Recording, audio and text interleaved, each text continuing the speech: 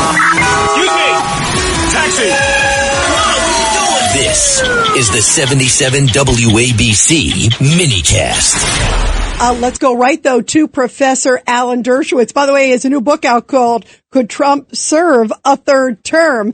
And Professor Dershowitz, the Democrats today are saying 25th Amendment. Where were they during Biden, where you could make the case the guy felt like he was in a coma? But go ahead.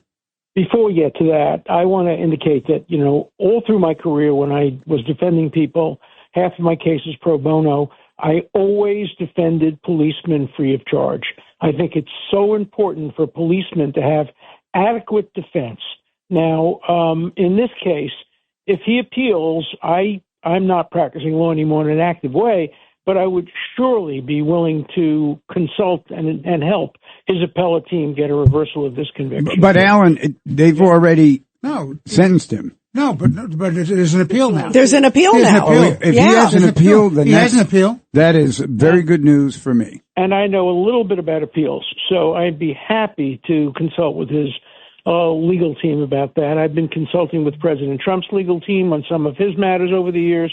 We have right after you, Professor. Right after you, we have the sergeant, the president of the Sergeants Benevolent Association, coming on. So maybe, go ahead. They pay. Yeah, they don't have to pay me, but I'm happy to help out on a pro bono basis. Bravo. Bravo. So thank you very much. That's wonderful. I agree with everything you said previously. You can't get a better lawyer than that. Absolutely. Nobody should go to jail for a spur of the moment effort to help other people, even if you think in the end it was wrong. That's not the way the criminal justice system should operate. Now, and by the way, Governor Patterson says if he was still governor, he would commute the sentence or pardon him. Yeah, well, I hope that would happen as well, but I hope it doesn't get to that. I would hope that it would be reversed. This should be reversed on appeal. This should be reversed. I haven't looked at the transcript, but I'm happy to do that. On the 25th Amendment, this is the most absurd thing in the world. There's never been a more active, competent president in my lifetime. The guy is a bundle of energy. He's the only president who ever gets up in front of the media and talks back to them. He gives as good as he takes. He is the furthest thing in the world from a 25th Amendment incompetent person. And what the Democrats are doing is they're destroying the 25th Amendment. They're turning it into a political tool. It was never intended that way. It was intended for cases like Woodrow Wilson, who had a stroke, and his wife basically took over the presidency for the last few months of his office. It was not intended to resolve political disagreements about a war or about any policies. And so I would think that the Democrats who are calling for the 25th Amendment ought to be rebuked, and they ought to be sent back to law school or elementary school to understand what the 25th Amendment's about. Of course, it could never be invoked here because you need a majority of the cabinet or the vice president and the vice president, not or, and the vice president, or then you need there are other safeguards. So I don't think there's a risk that the 25th Amendment could be invoked, but shame on anyone who says it should. It's an absolute distortion of the Constitution. I know what the history of the 25th Amendment is. I've read the legislative history. I know what it was intended to do. It was intended to be, when we were kids, there was always that box in the school with glass, and it had an axe in back of it, and it said, open only in case of emergency. Yeah, well, that's what the 25th Amendment is. When you have a president who's had a stroke, a heart attack, or anything like that. Well, they didn't invoke it under President Biden. No, and they shouldn't have, because he didn't quite qualify for that either. President Reagan, in the last few months, we don't know yet when the Alzheimer's kicked in, when it didn't kick in, but that's what it's intended for. And because these are matters of degree, rarely do you get something like Wilson. A person has a stroke, it's done. Usually, if it's Alzheimer's or senility, it gradually develops over time, as it did with Joe Biden. Clearly, he was impacted. The question is, did he reach a point where the 25th Amendment should be invoked? I don't think so. And Trump, it isn't even a close case with Trump. It's a complete distortion of the Constitution. People who invoke it should be ashamed of themselves. Now, Professor, what do you make of all the Democrats also talking about the War Powers Act and already saying if they get the House, they're going to try to impeach. If they get the House and the Senate, they're going to try to impeach and remove. Well, even if he did violate the War Powers Act, it wouldn't be a ground for impeachment. Impeachment is treason, bribery, other high crimes, and misdemeanors. And so none of that applies here. We had a case some years ago where the president of the United States, Johnson, who succeeded Lincoln, was impeached for failing to follow Congress's law. And the Supreme Court a few years later said, no, that's not a ground for impeachment. So the President Trump's first impeachment was unconstitutional. I think President Clinton's impeachment, for different reasons, was probably unconstitutional. And the idea that a president can be impeached because you disagree with his policies over a war undercuts completely what the impeachment was. Remember, I defended President Trump in front of the Senate, so I read every word of the constitutional debates about the impeachment provision, and they were never intended to apply to anything that President Trump has done. So President Trump's going to, with the help of the good Lord, who decides who lives and who dies, if he lives, he's going to serve out his complete term. He will not be 25th. He will not be impeached. He will, no matter who's in Congress, it won't happen. It's just a ploy by the Democrats to try to embarrass him and to try to embarrass the Republican Party. And they so easily forget that what is used by the Democrats against the Republicans can someday be used by Republicans against the Democrats. So it shouldn't happen on the basis of the Constitution itself. And before we let you go, Professor, you and I were talking about this one. I want the professor to stay on for a few minutes, just to make sure, if you have a few minutes, Professor. And when the sergeant, minutes for you. Yeah. When the sergeant, the president of the of the sergeant, the SBA comes on. Absolutely. And before we get to that, Professor, because that would be great.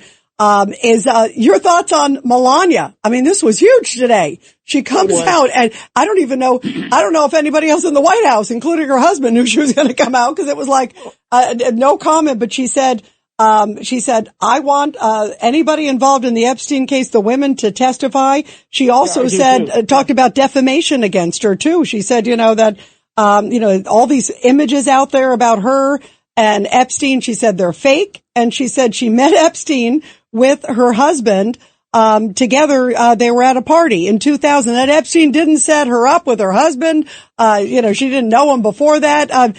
She came out swinging. That was an extraordinary moment. I don't think I've ever seen a first lady, ever do that. No, and the reason she did it, I'm convinced, is she was preempting something. Yep. She heard that there was going to be some claim that maybe she was one of Epstein's victims, maybe she had a relationship with him.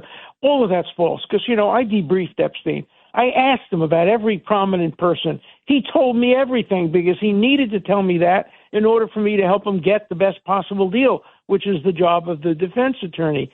And I asked him specifically about the Trumps. I asked him specifically about the Clintons, and there was nothing there. There's absolutely nothing there. But I'm sure she was out there preempting, and I think she was right to do it. I'm also happy that she wants the alleged victims to testify under oath, because half of them would be committing perjury. Let me tell you what. It works both ways. Half of the people never met Jeffrey Epstein. Their sleazy lawyers from Palm Beach have been approaching these women and saying, if you say you had a massage with Epstein, you'll get $50,000. I get 20 of it. You get 30 of it. These people are coming in and making up stories. So I can't wait for them to testify under oath. There are three categories of people. There are the real victims, and there are real victims, the ones who are underage, the ones who can't consent. Then there are the ones who came back over and over and over again for their $150, $200. Then there are the ones who came back and then were hired to go out and find new girls for $250. They were both victims and perpetrators. And then there were the fakes, the ones who had never met Epstein. And, of course, I was the victim of a fake. The woman who accused me, I never met her, never heard of her. Finally, she admitted she may have misidentified me after claiming to have sex with me 7 times unprotected. She said, whoops, maybe I misunderstood. Maybe I mistaken him for somebody else, and she withdrew all of her charges. So it's very, very, very important for the truth to come out, and the truth requires both sides, real victims compensated, fake victims who are lying and who would lie under oath prosecuted. Yeah, it covers everybody. So let's see. Look, I think, like you said, have the truth come out wherever it is. If the victims are victims, they deserve their day in court. If they're not, those who are falsely accused deserve their day in court too. Professor, stay with us because I understand we have Vinny Valalong. He is the president of the Sergeants Benevolent Association. Let's put him on right now. Yeah. He is on right now. We've got Vinny Valalong. And Vinny, first of all, Professor Dershowitz, why don't you repeat? You want to repeat what you just said earlier to about this case with Sergeant Duran of the NYPD, your offer to the head of the Sergeants Benevolent Association? Yeah, Mr. President, I am honored to speak to you. I love police. I learned how to play baseball at the PAL in Borough Park in Brooklyn. And so I've always been a tremendous fan of New York police, and I've always defended policemen free of charge. And I offer to consult and help his legal team on his appeal because I want to see this conviction reversed. That is something I will never say no to. Okay, good. Wow. Good. No charge. We made a deal here on WABC. Breaking news. Where's the breaking news? Here it is. Breaking news. Here we go. Breaking news. WABC. So there you just heard it. Professor Alan Dershowitz, the best out there, offering his services free of charge to help assist in the defense of Sergeant Duran after this horrible, I think, miscarriage of justice by the judge today. Well, I hope we can get reversal. Yeah. I hope we can get justice done for him. He deserves it. Absolutely. Well, we're going to make sure that we connect you guys. Professor Dershowitz, thank you. What has to be done is he has to be getting bail pending appeal. There is absolutely no reason why he should not be free pending appeal. I can't understand the judge remanding him. I never would have remanded him at all. No, of course not. He has links to the community, has an honorable record. He's not a flight risk. It's ridiculous to remand him. My personal opinion, maybe the judge should be brought up on charges. Well, let's wait one at a time. Let's try to get him off first, and then we can decide what to do. Thank you, Professor. Help, so have the lawyers call me. You can reach me through the folks at ABC. You can reach me, and I'm happy. Vincent, you can reach me. You can reach the professor through me. Perfect. Professor, thank you so much. Thank you, and Professor. Good luck. And I hope justice is done finally.